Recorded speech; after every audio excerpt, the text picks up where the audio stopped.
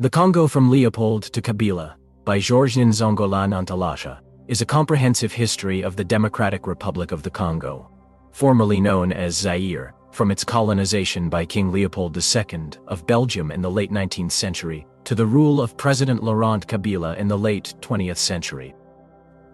The book chronicles the various political, economic, social, and cultural developments that have shaped the country over this period, paying particular attention to the legacy of colonialism and the struggle for independence and democracy.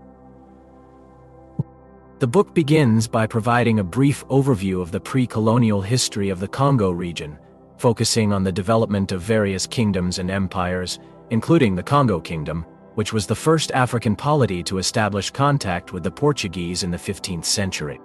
It then turns to the arrival of European explorers and missionaries in the 19th century, who began to map out the interior of the continent and established a presence in the Congo region.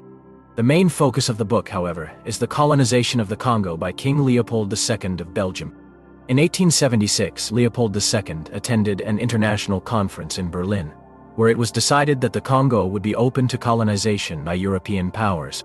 Seeing an opportunity to expand his personal wealth and prestige, Leopold II secretly claimed the Congo as his private property and established the Congo Free State in 1885. The new colony was run as a personal fiefdom of the king, with all profits from its exploitation going directly into his pocket. The exploitation of the Congo under Leopold II's rule was brutal and ruthless. The king established a system of forced labor known as the forced rubber regime, whereby local populations were forced to collect and sell rubber to European companies. Those who failed to meet their quotas were often tortured or killed. The population of the Congo was decimated by disease, famine, and violence, with estimates suggesting that as many as 10 million people died during Leopold II's reign. The international outcry over the atrocities committed in the Congo eventually led to the Belgian government taking control of the colony in 1908, renaming it the Belgian Congo. The new colonial administration continued many of the practices of its predecessor, however, including forced labor and the exploitation of natural resources. The Belgian colonial period saw some economic development in the Congo, with the construction of roads, railways, and other infrastructure. However, this development was primarily focused on extracting wealth from the country rather than improving the lives of its inhabitants. The book also examines the evolution of Congolese nationalism during the colonial period.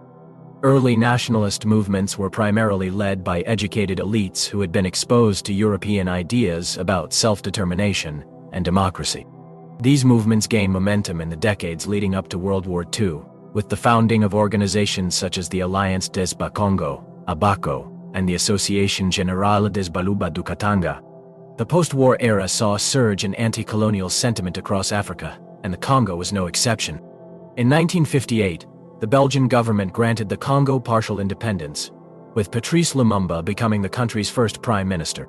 However, tensions between the Belgian colonial administration and the Congolese nationalist movement remained high, eventually leading to Lumumba's assassination in January 1961. The book then chronicles the turbulent years that followed, marked by a series of coups and counter-coups, with various factions vying for control of the country. In 1965, General Mobutu Sese Seko seized power in a coup d'etat and established a brutal dictatorship known as the Second Republic. Mobutu ruled the country for nearly 32 years, presiding over a period of widespread corruption, nepotism, and economic mismanagement. During his reign, he changed the name of the country from the Democratic Republic of the Congo to Zaire in an attempt to distance it from its colonial past.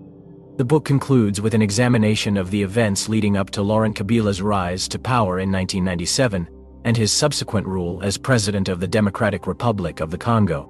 Kabila inherited a country that was deeply divided, impoverished, and traumatized by decades of conflict and misrule.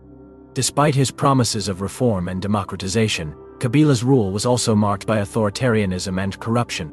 His assassination in 2001 plunged the country into further chaos, with his son Joseph Kabila assuming power as president. Throughout the book, Nzongola-Ntalaja provides a nuanced and balanced analysis of the complex historical forces that have shaped the Democratic Republic of the Congo. He pays particular attention to the legacy of colonialism and the ongoing struggle for democracy and economic justice. The Congo from Leopold to Kabila is an essential read for anyone seeking to understand the history and current situation of one of Africa's most important countries.